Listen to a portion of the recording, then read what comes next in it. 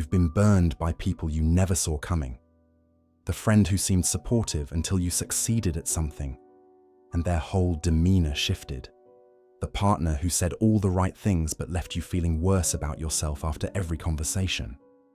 The colleague who presented themselves as an ally and turned out to be collecting ammunition for later use. After enough of these experiences, you start to wonder if you're the problem. Maybe you're too trusting or too naive, or missing some instinct that other people have for detecting threats. But the issue isn't that you trust too easily. The issue is that you don't know what to look for. You're scanning for obvious villainy when the real danger wears a much friendlier face. Jung spent his career mapping the hidden architecture of the human psyche, and part of that work involved identifying the patterns that reliably predict destructive behavior. Not evil in any dramatic sense, but something more common and more dangerous.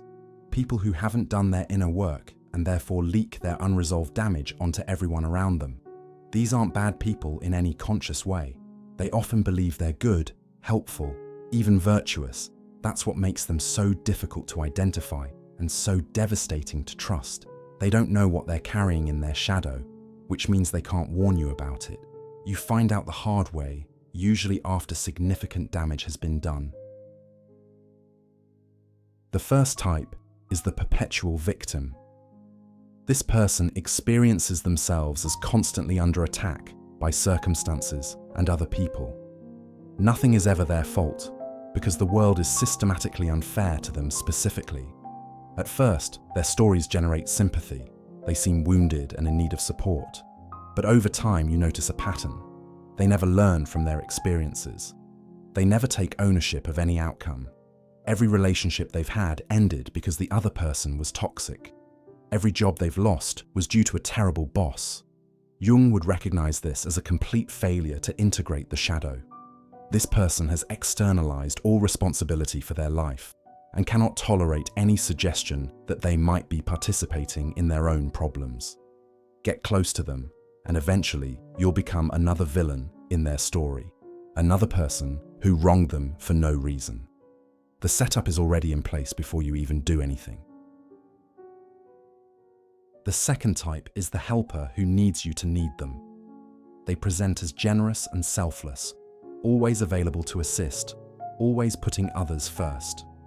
It looks like virtue until you realize there's a transaction happening underneath. Their help isn't free. It comes with an invisible debt you're accumulating without knowing it. Jung understood this as a shadow expression of control and neediness disguised as caretaking. This person isn't helping you because they care about your well-being. They're helping you because being needed is how they manage their own anxiety about being worthless. If you start becoming independent or needing them less, you'll watch their supportiveness curdle into resentment. They don't want you to actually be okay.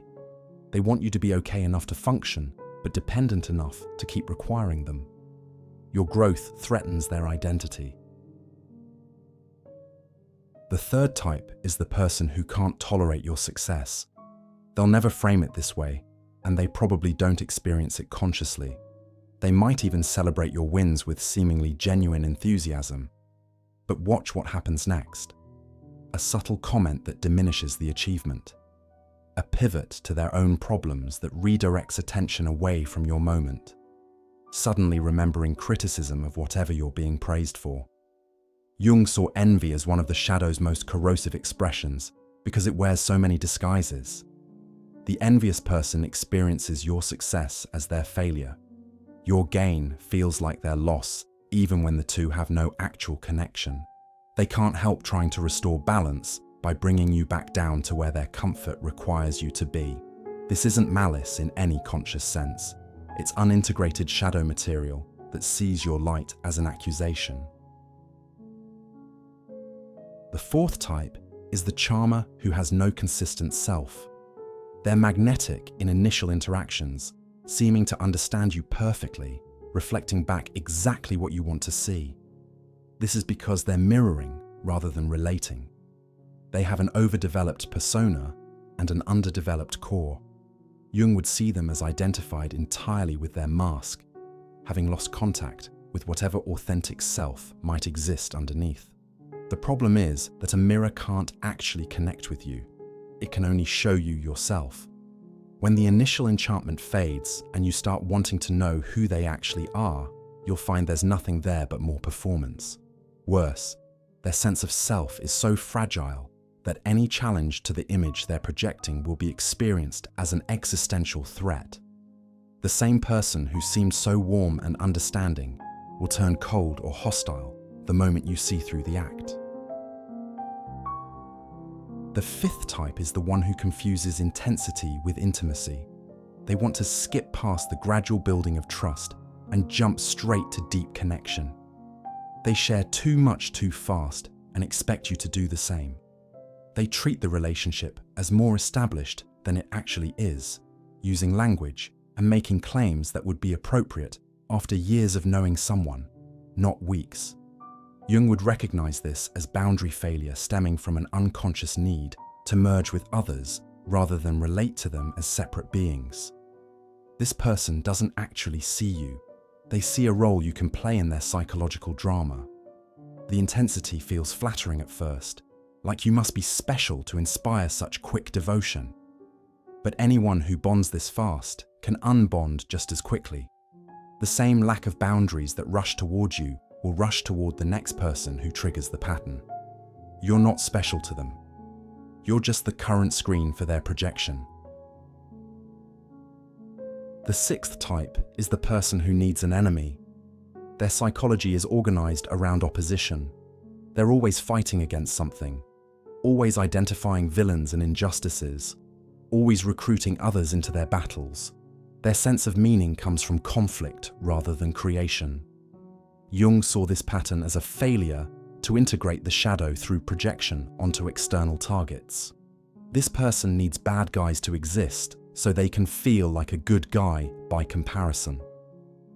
The danger is that their supply of enemies must be constantly replenished. When external villains aren't available, they'll manufacture them from the people closest to them. One day you'll wake up and realize you've been reclassified. You didn't change. Their need for an enemy changed targets. Everything you do will be interpreted through a lens of suspicion and bad faith, because their psychological equilibrium requires someone to fight. Jung's insight across all these types is the same. Unintegrated shadow material doesn't stay contained. It leaks out onto others through projection, manipulation, and unconscious destructive behavior.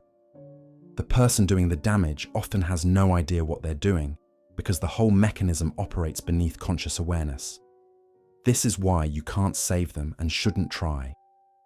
Shadow work is something each person must do for themselves through painful confrontation with parts of themselves they'd rather not acknowledge. No amount of patience or love or understanding from you will do this work on their behalf. All you can do is recognize the patterns early enough to protect yourself and maintain enough distance to avoid becoming collateral damage in someone else's unlived inner life.